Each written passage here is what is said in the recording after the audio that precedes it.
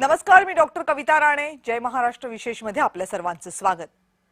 राजकारण म्हटलं की त्यामध्ये टीकाही आलीच.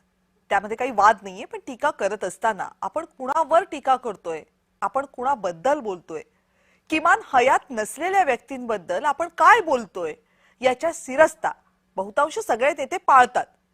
पण जेव्हा निवडणुकांच्या प्रचाराचा जोश असतो तेव्हा काही नेते हा अलिखित नियम विसरून जातात. असंच म्हणावं लागेल, कारण भाजपचे प्रदेशाध्यक्ष रवींद्र चव्हाण यांनी विलासराव देशमुखांबद्दल एक वादग्रस्त वक्तव्य केलं आणि वाद ओढवला. नेमकं रवींद्र चव्हाण म्हणाले काय आणि त्यावरून वाद का निर्माण झाला, बघूयात.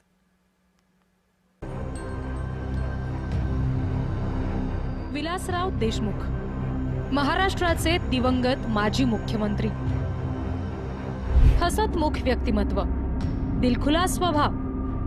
महानगरपालिका निवडणुकीच्या निमित्तानं विलासरावांचा कालपासून बराच उल्लेख होतोय. कारण आहे भाजपचे प्रदेशाध्यक्ष रवींद्र चव्हाण यांनी केलेली टीका. लातूर जिल्ह्यात भाजप विलासराव देशमुखांनी केली त्यापेक्षा जास्त विकास कामं करून दाखवेल असं चव्हाणांना म्हणायचं होतं. पण हे म्हणताना ते वेगळंच बोलून बसले. खरं तर आपल्या सर्वांचा उत्साह बघितल्यानंतर लक्षात येत आहे की 100% विलासरावांच्या आठवणी या शहरातून नक्कीच पुसल्या जातील, यात काही शंका नाही. विरोधी नेत्यांनी तर यावर टीका केलीच, पण विलासरावांचे सुपुत्र रितेश देशमुख यांनी देखील नाराजी व्यक्त केली.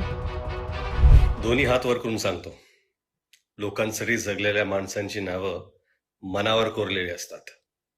लिहिलेलं पुसता येतं, कोरलेलं नाही. दोन्ही हात वर करून सांगतो, लोकांसाठी जगलेल्या माणसांची नावं मनावर कोरलेली असतात. लिहिलेलं पुसता येतं, कोरलेलं नाही. रितेश यांचे थोरले बंधू आणि आमदार अमित देशमुख यांनी सुद्धा चव्हाणांचा समाचार घेतला. रवींद्र चव्हाण यांनी जे विधान केलंय हे राजकारण आता कुठल्या स्तरावर चाललंय हाच प्रश्न सगळ्याला पडलेला आहे. दुर्दैवी आहे, त्यांनी असं विधान करायला नको होतं. आणि लातूरची ही संस्कृती नाही आहे, किंबहुना महाराष्ट्राचीच ही संस्कृती नाही आहे. या विधानाचा मी निषेध करतो आणि त्याचा निषेध सर्वत्र होतोय. भाजपच्या नेत्यानं वादग्रस्त विधान करावं आणि संजय राऊत यांनी त्यावर प्रतिक्रिया दिली नाही, हे घडणं अशक्य. बघूयात राऊतांनी काय टीका केली आहे. शिवसेना तोडून विकत घेऊन बाळासाहेब ठाकरे हिंदुहृदय सम्राटांच्या आठवणी पुसायच्या आहेत. त्यांना शरद पवारांचं कार्य पुसायचं आहे. आणि त्यांना काय ठेवायचं आहे तर स्वतः आयत्या बेळावर मारलेल्या रेघोट्या ही त्यांना ठेवायचं आहे.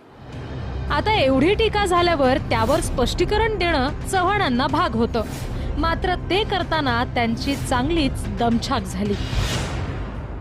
काँग्रेसचा अजेंडा काय तर विलासरावांच्या असणाऱ्या पूर्ण विलासराव फार मोठे नेते होते, मुख्यमंत्री म्हणून त्यांनी काम केलंय.